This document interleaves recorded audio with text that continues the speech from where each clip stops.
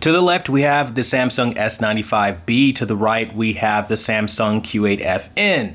Now, the short answer, the Samsung S95B does beat the Samsung Q8FN. However, the Samsung Q8FN holds on almost to the point of tie. And I have to say almost because there are some things that you'll notice, which is what we'll talk about. You probably won't see these things, so I'll walk you through what changes between Samsung's Qled to Samsung's Quantum.OLED.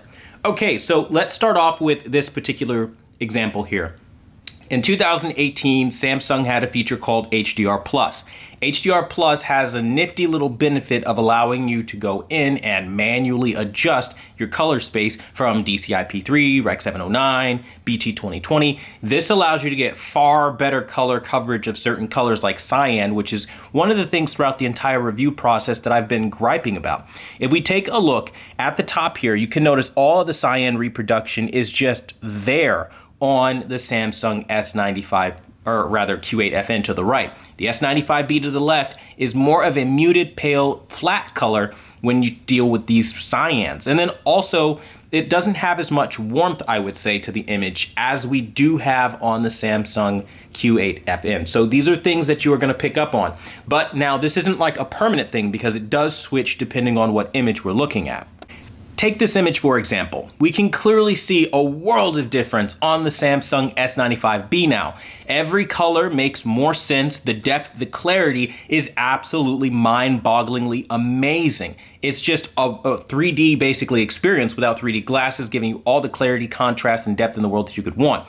Now, here's the problem with Samsung with the Q8FN. It only has 40 zones of full array local dimming. Now, what that translates to in real world performance are little things like this. Take a look at the jacket here, and you'll notice that around the vest and the jacket, you're going to notice that there's black levels that are going to turn gray here, and we can kind of see that where on the OLED, it's inky and deep black. If you look at the beanie as well, again, looking at the top here, that's just going to be more gray by comparison. These are things that, because the local dimming is trying to brighten and darken, or, keep that dark black level, at the same time of brightening, you're going to run into these issues. And this is where the Q8FN struggles and gives more of a hazy look to colors. I mean, take the jacket that the character is wearing, for example. If we look, there's a lot less depth and richness to the so-called black level that we would have here versus what we have on the Quantum.OLED. So this is what I mean when I say, while yes, cyan reproduction can be better in some areas, some scenes actually don't show that. Like in this particular scene, if we look over here, we can see the cyan is a lot richer at the top here than it is on the Samsung Q8FN. So right down to like the different levels of luminosity, the cyan changes. So it's a very weird thing where, again, it's not always 100% going to be a win for Samsung on the Q8FN side of things to the right, and then vice versa. So this is one of those things that you really now have to start really paying attention to those key differences to pull this stuff out. Now let's look at this image. This image shows you something that can also be a benefit of the Qled technology versus the OLED. So if we look to the left, we notice that the black levels, while deep, you are losing some detail around clouds, turtleneck here. I mean, you're losing a little bit of detail by comparison versus the, again, Samsung Q8FN, you have all of that detail here. It's open and it's bright. Now, of course, you can do things to open up that shadow detail a little bit more on the Samsung S95B and get that detail back. However, it would come at a huge cost of depth and dimensionality and clarity and things like that. And you'd end up in a situation where you really wouldn't have an equivalent image. And then the Samsung Q8FN would be starting to, run away as far as picture quality is concerned. So that's one of the things to consider, but also the highlight detail. So even though the Samsung S95B overall does present better highlights, if you would believe, it does tend to struggle obviously with the overall peak brightness of matching highlights. So we can notice if we look at the top here at Cloud's hair, there's going to be a highlight point here that the Samsung S95B can't reach. Also, if we look at the shoulder right here, this little ambient catch light here on his shoulder, those kind of things are not going to translate well when we start talking about OLED to QLED, particularly a QLED with this level of peak brightness. I think the last time I measured it, it was like over 1900 nits. Sorry to say, but 1500 is obviously going to fall short in some areas, and this is one of those areas.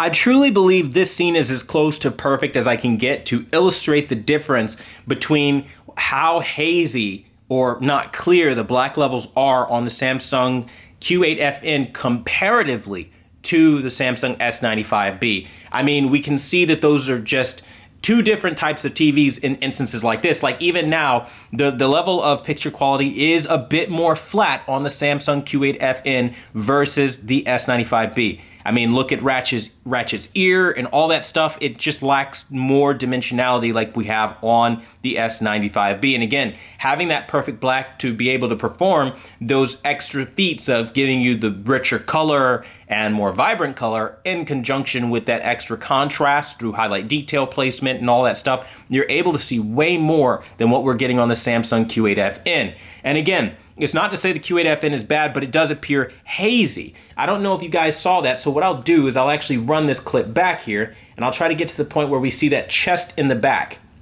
Okay, so if you look carefully, there's a chest right here in the back. This is actually hazy versus how rich and inky it's supposed to appear over here, giving you all the clarity and detail versus here where it's trying to keep that bright but keep the background relatively dark, and now you run into some hazing issues. This is the biggest difference between a quantum dot OLED and a Qled. So as you're making your purchase, you know, you have to consider these things. Like when you're in a dark room especially, this is where the TV starts to fall apart. Especially in movies. I was watching Spider-Man Far From Home, or rather No Way Home, which I can't play the movie obviously because copyright issues.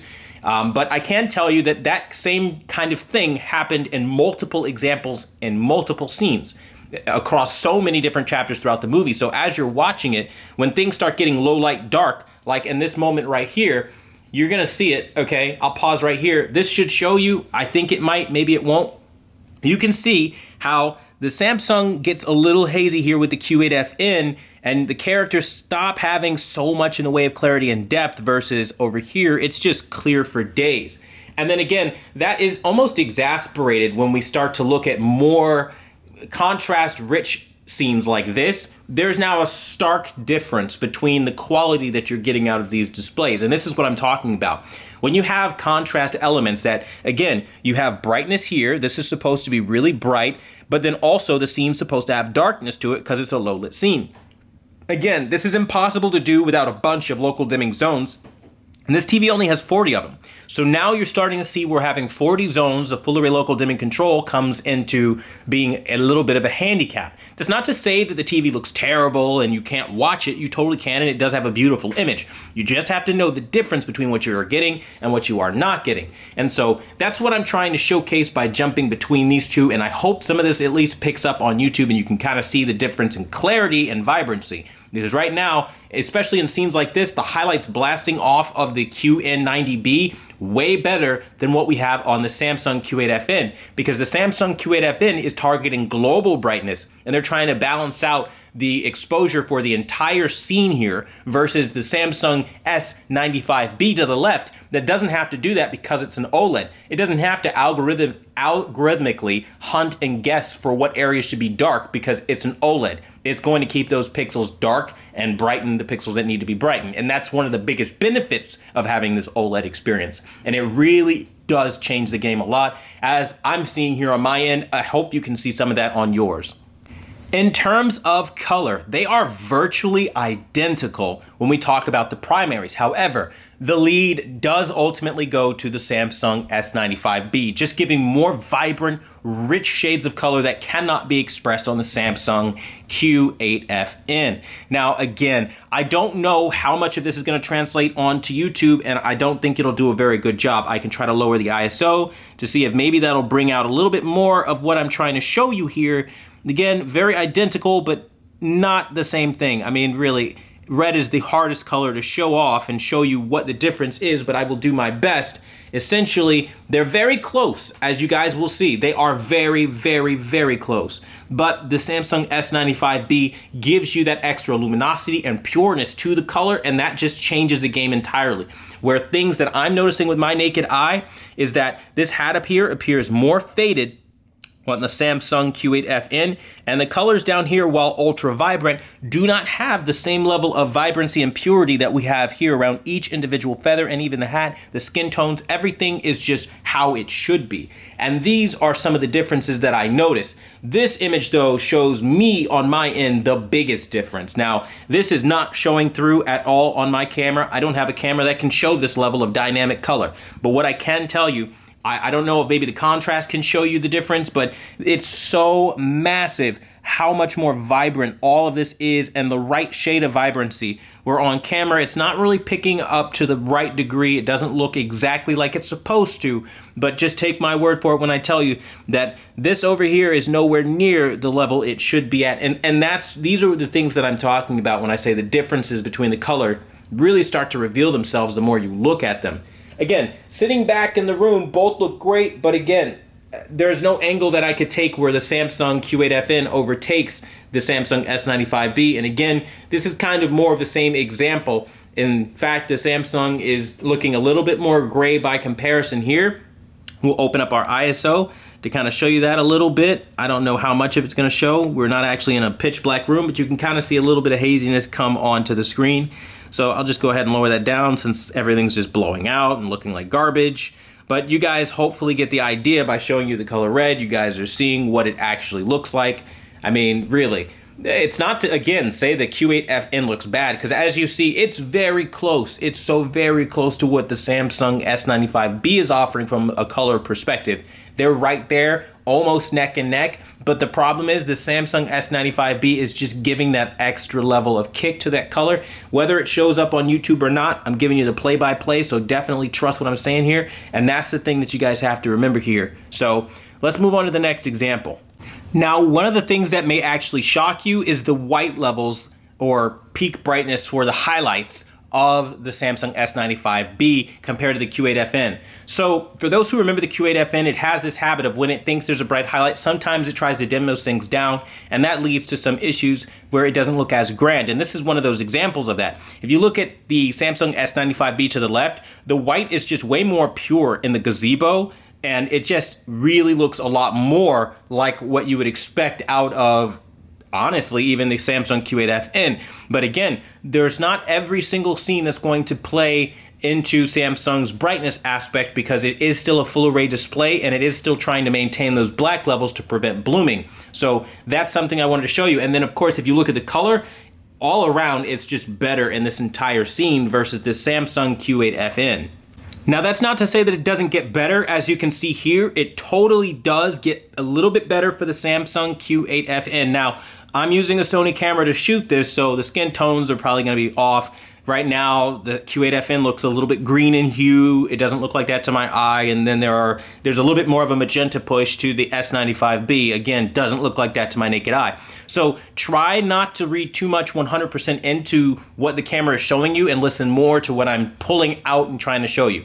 Things that you can pull out as a 100% representation, the clarity difference, and things like the tuxedo that this guy is wearing here, way more depth and clarity, the isolation around characters, it just is all way more three-dimensional, and the clarity on this TV time and time again is going to be one of the biggest and most impressive things. And again, if we look at the Samsung, it looks as though it kind of gradually got a little bit dimmer, I think, and that's the thing here also to keep in mind, that to keep from blooming and all that stuff, it does dim down. And I remember even back in 2018 telling you guys that this behaves a lot like ABL, and so we're kind of seeing something similar to that here. But again, going up against the Quantum Dot OLED, we're seeing just how competitive things really get. Now, if you remember what I was telling you about the color Cyan, you're going to see that play a role throughout multiple kinds of content. The Samsung S95B definitely does struggle with Cyan, even though sometimes it's better. So again, as we see here, look at the Earth, the entire globe just exhibits a more realistic shade of cyan, expressing more specifically green hues mixed into the cyan to give it an appropriate and realistic shade of cyan. That's something the S95B greatly struggles with. It just doesn't blend the green correctly into the cyan channel to create that pure, rich cyan that we need and that we get on a lot of other companies' televisions and even Samsung back in the day. So you're seeing what I mean when I say that Cyan reproduction is just way off on the Samsung S95B. Even post-cal, again, 1 minute it's on target and the next it's just way in the left field. So that's something, again, you have to keep in mind as you're buying your television. Now, moving on to another primary color, green is one of those things that the Samsung S95B just slaughters ridiculously. And you can actually, in this example, see the difference between the red because it's a low-lit scene, which I love. So pick up on how vibrant just, you know, Dr. Eggman's red is here, and you can kind of see exactly just how wonderful it is. Look at the gem, the Chaos gem here, just beautiful. Very vibrant, very colorful, tons of clarity and depth kicking off of the Samsung S95B. Not to say, again, the Samsung Q8FN looks bad, but you can definitely see where, again, only having 40 zones of full array local dimming is starting to hinder it a little bit. If we look at the gloves here, we can see that they're a little bit grayer by comparison. Not bluing, not clouding like the Neo Qleds we have today at all, but at the same token, it's not as black as we have right there. And obviously you can't expect it to be because it's not obviously OLED, but you guys get the idea. Now, again, another thing to keep in mind is when I talk about highlights and how sharp and clear the highlights are, take a look at this. It's going to be kind of hard to see, but if you look over here in this little corner, the gem has a tight highlight here, where on the Samsung Q8FN, it's not really as tight, and it's a little bit more sloppy. And these are the details that you're going to pick up on if you're pixel peeping. So we have better green primaries, and now we have better saturation and color coverage of red.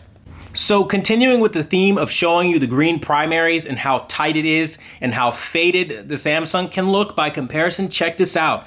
If you look carefully around this little light trail, it's way less vibrant. It's almost faded by comparison to what we have to the Samsung S95B, where we can see that. And what's beautiful about this is usually at higher levels of peak brightness, OLEDs tend to wash out. I'm rocking basically the max brightness on the Samsung S95B, and it is well beyond what the Samsung Q8FN can do, and that's important to note because this basically proves that even though the Samsung Q8FN isn't an OLED and it doesn't have that problem with washing out at higher levels of peak brightness, it still can't maintain the same level of color purity at that level of peak brightness. Again, of course, because of local dimming zones and things like that, but also because the Samsung S95B is just on such another level. I mean, look at every shade in the back, like every color at the top here, all that warmth, all that depth, all that clarity is just beautiful. And it's one of those things that makes this movie really look very good. Now, one edge that Samsung does have with the extra brightness is we do see a brighter overall image, and that does affect the stage here, so it is a lot more visible, but it's not to say that we have any sort of black crushing in this particular scene on the Samsung S95B. Now we're going to look at the highlight detail and again, more low lit type scenes. And one of the things I want to draw your attention to again, use real world movie type content to show you cinematically what changes between these two display types. So look over here to the Samsung S95B. Notice how as Knuckles comes out of this ring portal, you notice all of the light, the ambient light and glow reflect off of the foliage. Where on the Samsung, it's trying to globally brighten the entire ground, and that's just not the way the scene is supposed to be lit. Also, you lose more depth in the mushrooms because it's trying to keep this bright, and so the whole scene gets kind of like a general brightening over this area, where the Samsung S95B maintains its tack sharp focus and its brilliant color. I mean, it's just to die for. It's literally more three-dimensional, and I think even that will show up on camera here. And here's just yet another example to prove that the greens are actually better on the newer Samsung S95B than the Samsung Q8FN. If we look at the truck, you can notice you have way more gradients in the green versus the Samsung, where again, it's just one solid flat color of green. You lack that extra stretch and dimensionality spreading out across multiple points in the color gradient. And I think that's huge because this changes expression depending on what you're watching. So in action movies where they're having some forest scene and they're running through the forest, it's going to look way better on the Samsung S95B. Now here's yet another scene where they look very similar to one another. as we see, Knuckles enters, and again, both TVs look beautiful, mind-blowing, frankly. They're both gorgeous TVs showing a ton of shadow detail and information. But if we look very carefully in scenes like this specifically, one of the things I want to point your attention to, don't know how well YouTube's going to be able to articulate this, there is more haze coming off of Dr. Eggman than on the Samsung S95B over here, where we see essentially it's not as uniform. It's hard to pick up on camera, it's hard to show, but trust me, it's like that. And the same can be said again with the color red and the purity of the skin tones coming off of Knuckles' nose.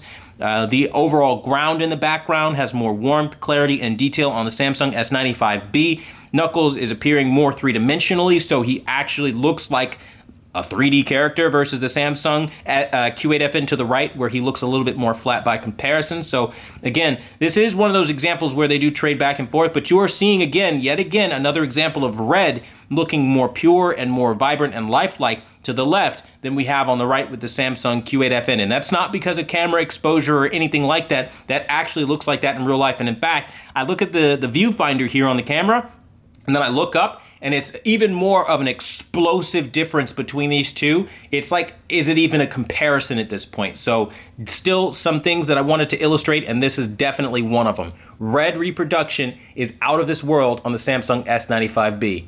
Now here's one of those things people don't talk about when we talk about these comparisons, movies and TV shows and all this stuff. Because the cyan of the Samsung S95B is off, when you get to snow scenes, it's going to look a lot closer to a W OLED. And what I mean by that is, look at just how pale and blue this mountain ridge is here, because it's not reflecting the proper amount of cyan. It's just appearing as a sky blue when it's supposed to be a different shade of like a cyan blue with green mixed into the channel, like I mentioned earlier on in the video. Well, if we look over here, that is happening here on the Samsung Q8FN, and it gradates perfectly to really express the director's intent, as people like to say, and to show you more of what that scene would actually look like, versus it just being cold and blue and flat and no warm light from the sun reflecting at all. Again, you see the huge difference between the two. And so if you see examples like this, it's not that the Samsung S95B is a W OLED and then it's producing the same kind of effect. Wrong. It's because the cyan reproduction is so bad that really in these mountain scenes with snow-covered battles and stuff like that, you're really going to have a hard time. And again, I want to paint scene for scene what's happening here so you get a real world understanding of how this affects you versus like throwing up stupid test patterns and charts and graphs and stuff like that. So let's move on to the next example. In well-lit scenes like this, both TVs, again, can look very identical, very similar at first glance. But it's when we start taking a closer look, we can see, again, the highlight placement particularly come in way stronger on the Samsung S95B. Look on the right side of Sonic's face right over here. We can see that highlight detail explode in a way that it just does not on the Samsung Q8FN. Again, it trying to maintain some kind of balance with its limited local dimming zones. And again, these differences can be seen. But again, if you look at how tight the contrast is, look at each isolated lightning bolt around Sonic's body and his quills as he's charging up, getting ready to shoot out. I mean, you can clearly see all the depth and immersion that we get out of the rocks. The geography here is just incredible.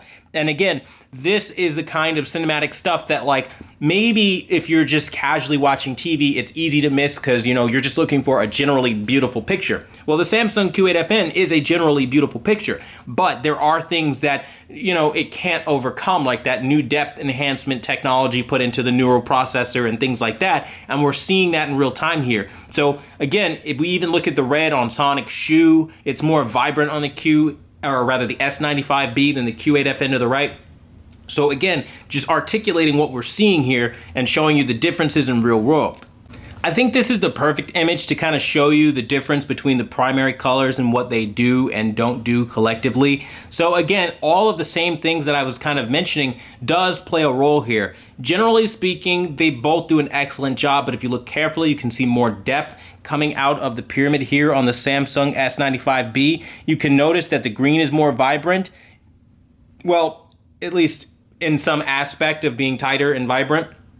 But then counteractively, you can notice that the Samsung Q8FN to the right is brighter. So they do balance out each other, but if you look at the blue, the cyan mixing into the blue channel, giving you multiple gradations of blue, you can see that to the right on the Q8FN, where to the left, it's just plain blue. So these kinds of things, again, are the back and forths that you're going to see. Now, as I look up and I look at it with my naked eye, I obviously prefer the Samsung S95B way more. Highlight detail is through the roof, clarity, all that stuff, like it's next level. Samsung Q8FN is great though. It's not that it's ugly, but it is more hazy by comparison as I look at it with my actual eyes versus what I'm getting on the Samsung S95B. So all things said and done, if we talk about the Samsung S95B versus the Samsung Q8FN, and we look across multiple scenes and we kind of really pick out the differences between the two, the S95B definitely does beat the Q8FN in terms of clarity, color, vibrancy, highlight placement, motion capabilities, feature set, internal sound. I mean, the list does go on and it is rather expansive. However, counteractively, if we look at the Samsung Q8FN and consider the fact that it only has 40 zones of full array local dimming, we can appreciate that this TV is holding its own incredibly well, which then begs the question, if you already have a Samsung Q8FN, do you really $2,199 need to upgrade? The answer would, for many people, be no, because you are getting close enough in a lot of scenes to what you would get out of the Samsung S95B. Though, again, there are those nuanced details that you are not going to have, like the stark difference between highlights and things like that. But again, either way you look at it, you're winning with both of these TVs. And that's something that I wanted to articulate and represent for you guys, because I don't see comparisons talking about these differences between scenes to scenes, like now how the cyan or the purple is better on the Q8FN to the right, because again, it has more color spaces to pull from. I honestly believe the Samsung S95B would be the most unstoppable TV on earth if they implemented a forced ability in SDR to toggle DCI-P3 and BT 2020. If those things ever come in a firmware update, no manufacturer is able to compete with the Samsung S95B. You can pack it in for the entire year, it's over. However, seeing how I know for a fact Sony will be covering Adobe RGB, DCI-P3, and BT 2020, that might actually give the A95K a slight edge in terms of color accuracy. How much? We don't know. We'll have to see when it releases next month, coming out in June. $3,000 455 inch, $4,000 465. But regardless of what you think and how you feel, these TVs are both incredible and you win no matter which one you select.